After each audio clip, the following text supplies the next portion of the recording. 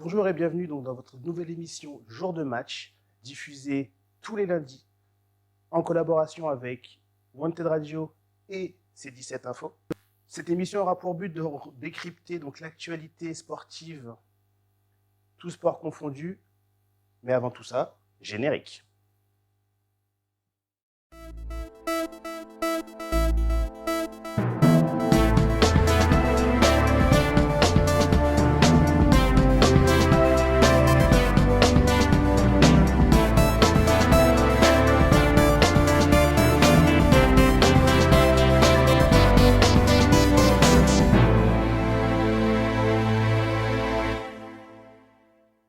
Et maintenant les titres du lundi 5 juillet. Nous allons commencer par un retour sur les 3 premières journées de Wimbledon. Puis par la suite, nous allons aller sur les 9 premières étapes du Tour de France. Et pour terminer, nous nous retrouverons sur les finales du Top 14 et de Champions Cup de La Rochelle. Et pour terminer, l'actu sport en bref. Comme je vous le disais au début de ce journal, nous allons faire un tour sur les 3 premières journées de Wimbledon. Un reportage d'Alexandre Champagne. Le gazon, il le mange parce que c'est son jardin maintenant. Eh bien, c'est lui.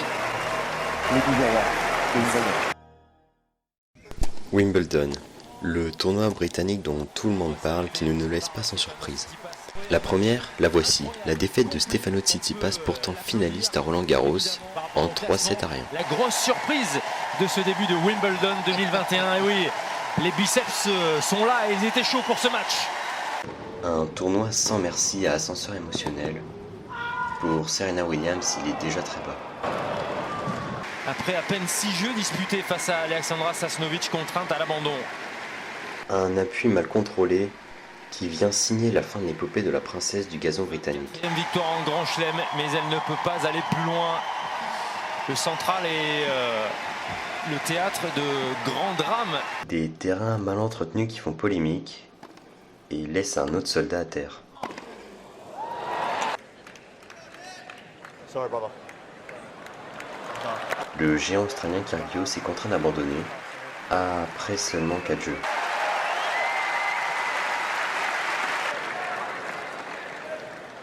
Le finaliste de la dernière édition, Roger Federer, compte bien soulever le trophée cette année. Federer bat alors Norrie 3 jeux à 1 et file sans trop de difficulté vers les huitièmes de finale. Au départ, ils étaient 20. À la fin, il n'en reste plus aucun. Dès le deuxième tour, l'ensemble des Français sont éliminés du tournoi de Wimbledon, à l'image de Monfils, qui est éliminé face à Martinez, 3-7 à 1. Dans notre sélection des meilleures frappes de la semaine, on n'a pas été déçus. Oh no, that is ridiculous.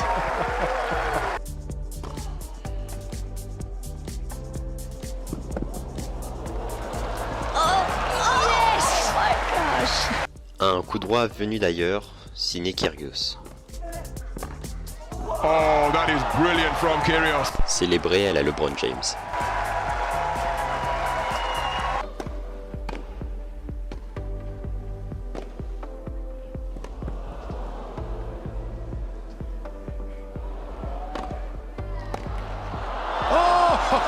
Are you kidding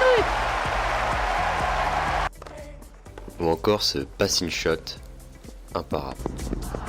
Oh, and he's produced the winner. What Are you coverage kidding? from Andrei Rublev.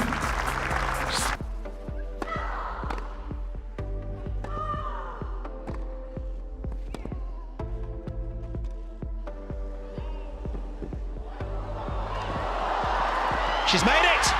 She's made it! Enfin, le vainqueur de la dernière édition, Novak Djokovic, atteint les huitièmes de finale sans trop de difficultés en écrasant ses concurrents.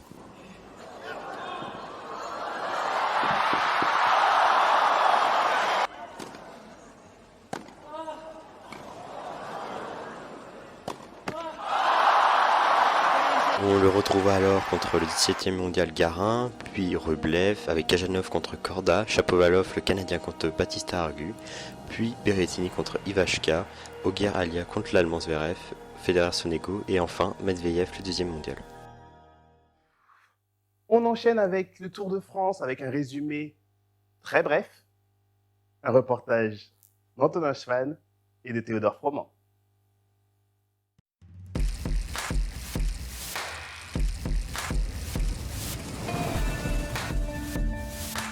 Bonjour et bienvenue sur les reviews des étapes 1 à 9 du Tour de France. Aujourd'hui, les coureurs sont au repos du côté de Tignes après une semaine pleine d'émotions. En effet, dès le grand départ de Bretagne, nous avons une étape marquée par 2 énormes chutes, dont l'une causée par une passante, mais par la suite, c'est Julien Alaphilippe, le champion du monde en titre, qui s'est imposé en haut de la côte de la Fosse-aux-Loups, étant le premier Français depuis 20 ans à endosser le maillot jaune de leader dès la première étape. Le lendemain, lors de l'étape 2, nous avons assisté à une démonstration de Mathieu Van Der Poel qui attaque lors du premier passage dans le mur de Bretagne pour prendre les bonifications au sommet et qui fera la même chose lors de l'arrivée afin d'aller chercher une première victoire sur le Tour, mais surtout un premier maillot jaune alors que ce n'est que sa première participation. Et il réalise ce que son grand-père Raymond Poulidor n'a jamais fait et lui rend donc hommage, c'est-à-dire prendre le maillot jaune de leader. Après les bonnes émotions, nous avons vite retrouvé les désillusions lors de la 3e étape marquée par de nombreuses chutes comme celle de Geraint Thomas, le leader de chez Ineos, ou Primož Roglič, le leader de Jumbo-Visma, qui était l'un des plus gros favoris dans ce tour. Dans cette étape, c'est pleine de chaos, c'est les Appelsin Phoenix qui vont s'imposer en finissant aux 2 premières places avec Tim Merlier, le vainqueur, et Jasper Philipsen, son lanceur. Le Tour de France retrouvera donc son calme lors de la 4e étape avec une étape tranquille vouée aux sprinters, mais là encore, le Tour nous a réservé une surprise avec la victoire et le retour de Mark Cavendish qui regoute à donc une victoire sur le Tour. Après une longue période de doute et de dépression, il décroche donc sa 31e victoire sur la grande boucle et se rapproche donc du record du grand Eddy Merckx qui est de 34. Le cave is back. La 5e étape, quant à elle, nous a permis d'y voir plus clair quant aux états de forme des prétendants à la victoire finale. On a pu voir que Tadej Pogačar se présentait comme le grandissime favori en remportant ce chrono devant les spécialistes de la discipline. Mathieu Van Der Poel, quant à lui, nous a montré que le maillot jaune donne donc des ailes et a réussi à conserver sa tunique pour 8 secondes seulement. La 6e étape, quant à elle, s'est déroulée sans encombre avec un sprint final encore une fois remporté par Mark Cavendish en vert, ce qui conforte son avance dans ce classement. Le cave is really back. Lors de la 7e étape, qui était la plus longue journée de ce Tour de France, avec 249 km, nous avons eu comme prévu une échappée fleuve qui est partie afin de se jouer la victoire d'étape. Mais dans cette échappée, il y avait plusieurs dangers pour le classement général, comme Wout van Aert, qui était second à 30 secondes, et Mathieu Van Der Poel, le maillot jaune en personne. Dans le peloton, c'est l'équipe du Tadej Pogačar, l'ancien vainqueur du Tour, qui a dû elle seule gérer la poursuite de cette échappée, très dangereuse, mais ils n'arriveront pas à revenir, et Matej Mohoric s'emparera de la victoire, et Mathieu Van Der Poel ainsi que Wout van Aert auront plus de 3 minutes d'avance sur Tadej Pogačar, le grand favori. Mais ce dernier va décider de frapper un grand coup sur le Tour et de montrer qui est le patron lors de l'étape 8, arrivant au Grand Bornand. Ce dernier attaquera le groupe des favoris à 30 km de l'arrivée et ne sera jamais rattrapé. La victoire reviendra quant à elle à Dylan Teuns, qui a failli voir le retour de Pogačar lors de l'ascension du dernier col, celui de la Colombière. Tadej Pogačar prend le jaune et contient une avance considérable sur les autres favoris avec 1 minute 48 secondes d'avance sur Wout van Aert et plus de 4 minutes 30 sur tous les autres favoris. Cette semaine de folie va se finir avec l'étape 9 qui arrive à Tignes. Avant le début de l'étape, nous avons eu 2 mauvaises nouvelles avec l'abandon de Primož Roglič qui ne récupérait pas de sa chute et qui s'est retrouvé loin au général, et Mathieu Van Der Poel qui, après sa perte du jaune, va se concentrer maintenant sur les JO de VTT.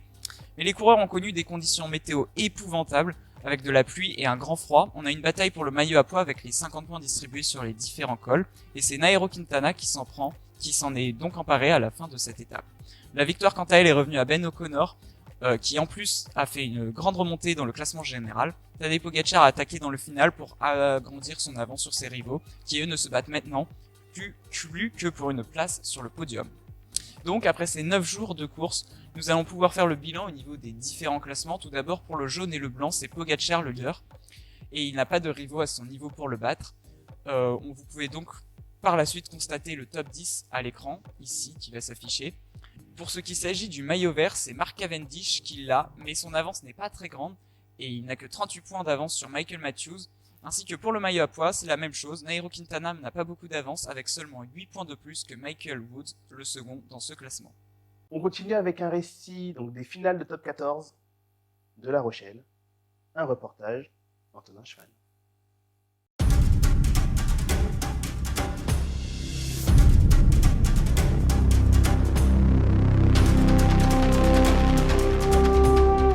Vendredi 18 juin, port de La Rochelle, 19h45. Le Stade Rochelais s'apprête à vivre l'un des plus grands matchs de son histoire. Qualifié en demi-finale du top 14, le SR affronte le Racing 92 afin d'accéder à la finale et ainsi remporter le bouclier de Brennus. Sur le quai, la tension monte. Les supporters sont déjà présents et chaud bouillant. Pourtant, le calme tombe avant la tempête.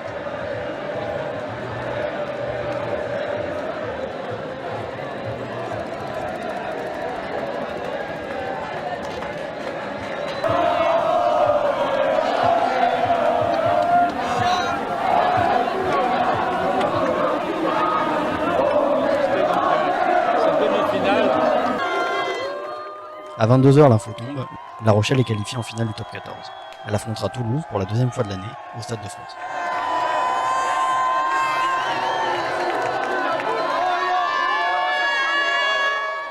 D'un coup, le vieux port s'électrise.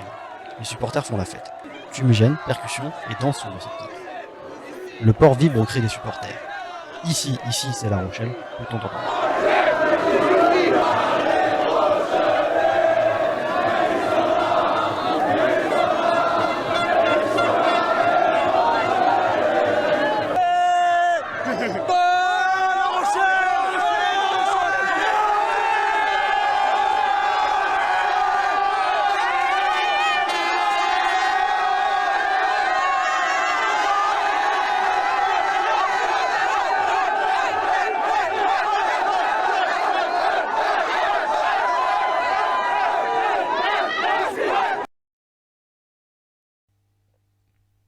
Côté match, on a pu assister à une domination défensive.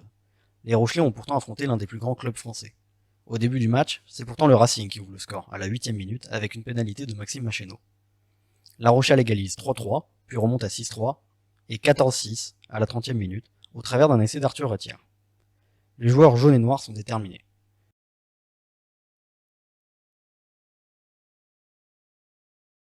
À la fin du match, célébration générale de l'entraîneur et du président du club de La Rochelle.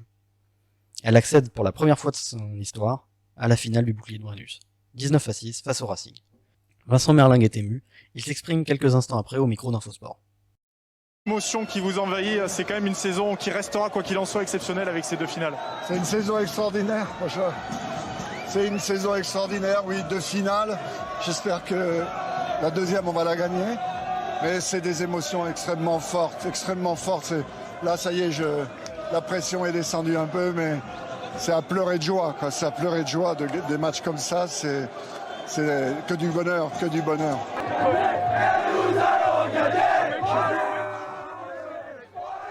De retour sur le port, les supporters sont en extase face à ce match d'anthologie.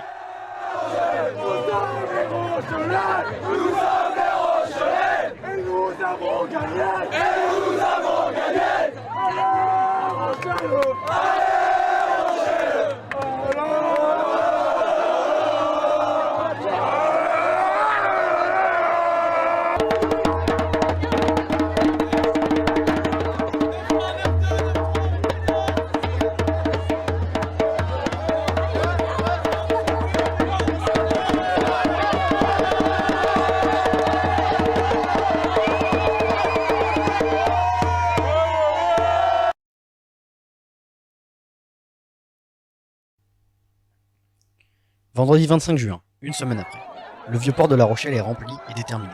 Pourtant, il s'apprête à affronter son ennemi juré, le Stade Toulousain, qu'il a déjà battu au championnat d'Europe.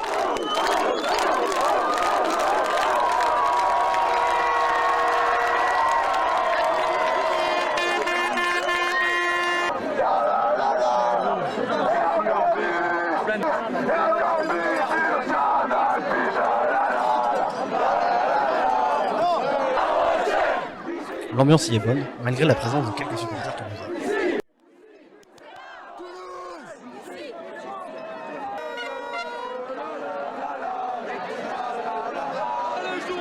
Allez, c'est parti pour le coup d'envoi de cette 121e finale, coup d'envoi donné par Thomas Ramos.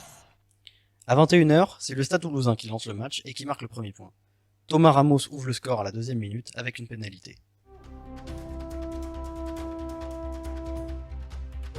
À la 9e minute, c'est de nouveau Ramos qui drop et qui emmène Toulouse à 6-0.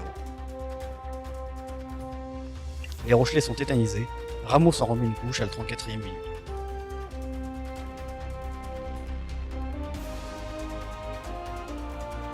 La défaite est amère, le Stade Toulousain remporte le bouclier du top 14, 18-8. Les joueurs rochelais sont déçus, ils perdent pour la deuxième fois consécutive face au Jocon.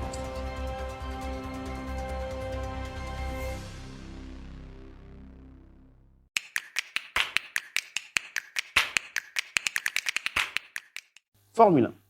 Le Grand Prix d'Autriche a eu lieu ce dimanche avec la victoire de Max Verstappen devant Norris et Bottas qui complètent le podium.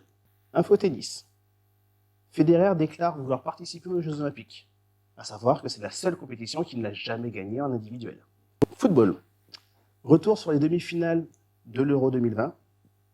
Espagne-Italie. Danemark-Angleterre. Dernière info foot.